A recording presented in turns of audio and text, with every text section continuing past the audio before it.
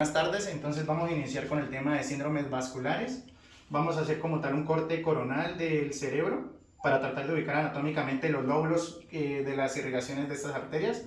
Vamos a comenzar entonces con la arteria cerebral anterior. Esta principalmente va a irrigar como tal el lóbulo frontal de la parte medial y lóbulo parietal superficialmente y en cierta parte. También el cuerpo calloso. ¿Qué va a pasar como tal una afectación a nivel de esta arteria? Entonces vamos a tener que su cuadro clínico principal va a ser lo que es una manifestación de parálisis espástica del miembro inferior de manera contralateral y alteraciones sensoriales de tipo cortical en este mismo miembro paralizado. También va a presentar una pérdida de la sensibilidad discriminativa.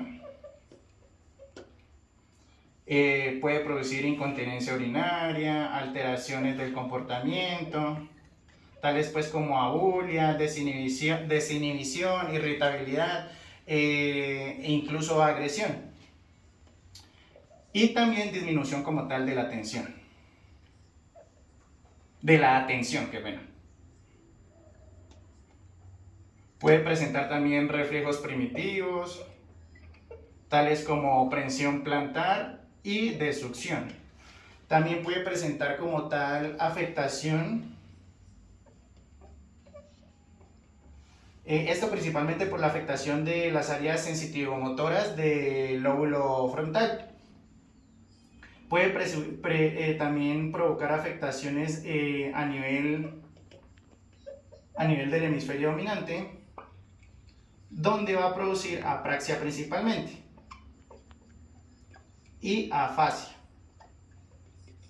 táctil de las extremidades izquierdas, principalmente porque va a comprometer como tal la sustancia blanca del lóbulo frontal cerca como tal del área de Broca, así como del cuerpo calloso.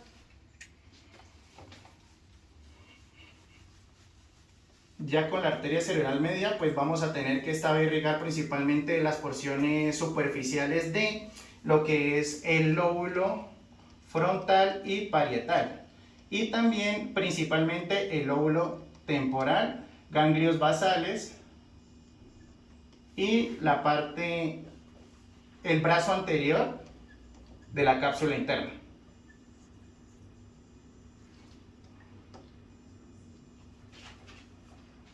Vamos a tener que una oclusión a nivel de esta arteria. En el cuadro clínico el paciente va a presentar como tal, al obstruirse pues como tal el tronco propiamente dicho de esta arteria, el cuadro clínico es relacionado con hemiplegias de manera transitoria, pérdida de la función del lado opuesto del cuerpo, hemianopsia homónima, parálisis facial de tipo central, hemiplegias, hemiparesias, hemianestesias, afasias.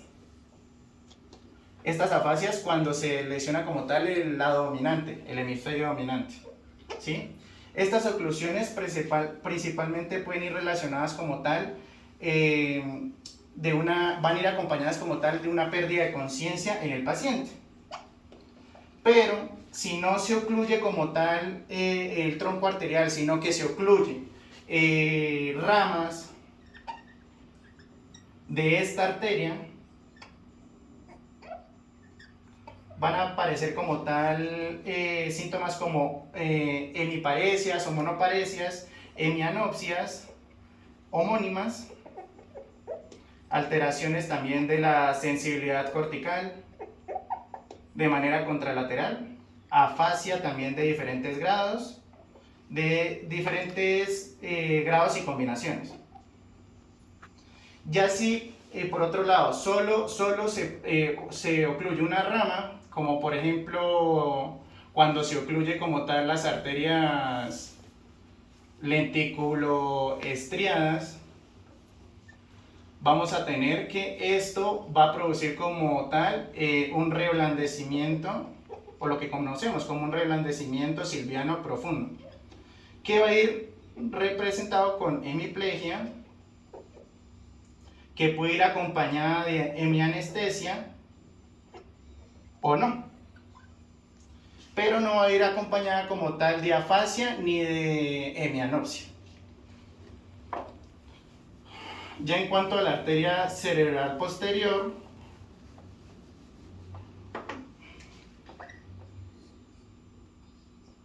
esta va a irrigar como tal los lóbulos temporales y occipitales, además de tálamo, hipocampo, áreas visuales y mesencéfalo.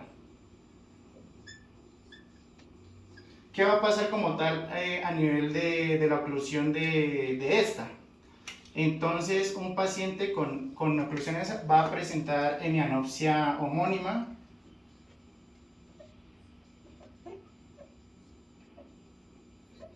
pero de manera incompleta. También acromatopsia, apraxia, movimientos oculares como tal agnosia,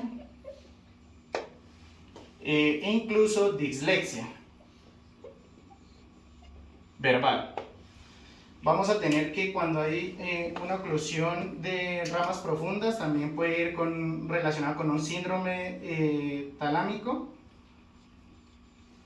que pueden ir relacionadas como tal con alteraciones extrapiramidales, que pueden ir relacionadas con balismo, temblores, hemicoreoateatosis. También va a haber un aumento del dolor, del umbral del dolor.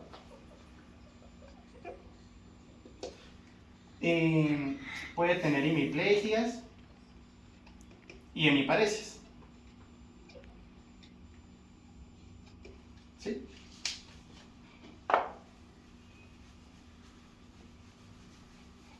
Esto puede ir cruzado con un dolor profundo también a nivel de este. Ya en cuanto a las ramas anteriores, estas se van a ubicar por el diencéfalo, pedúnculos cerebrales.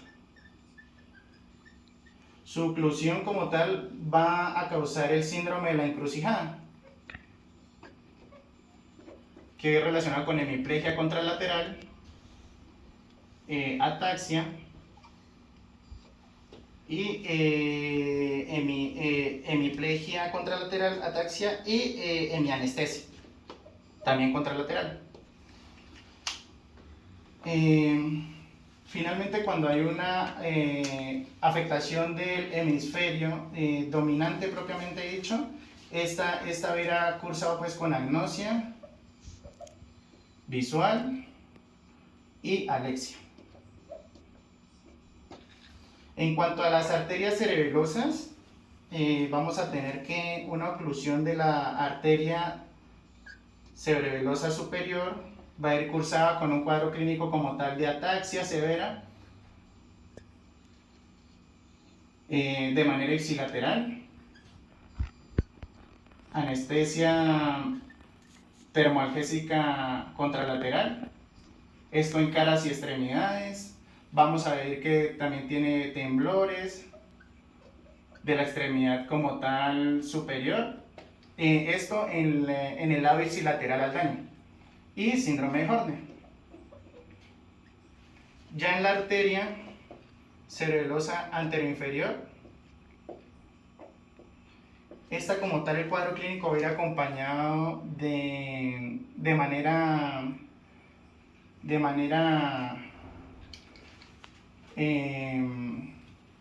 cuadros clínicos de oclusión de esa arteria cerebelosa superior y también de la arteria cerebelosa inferior.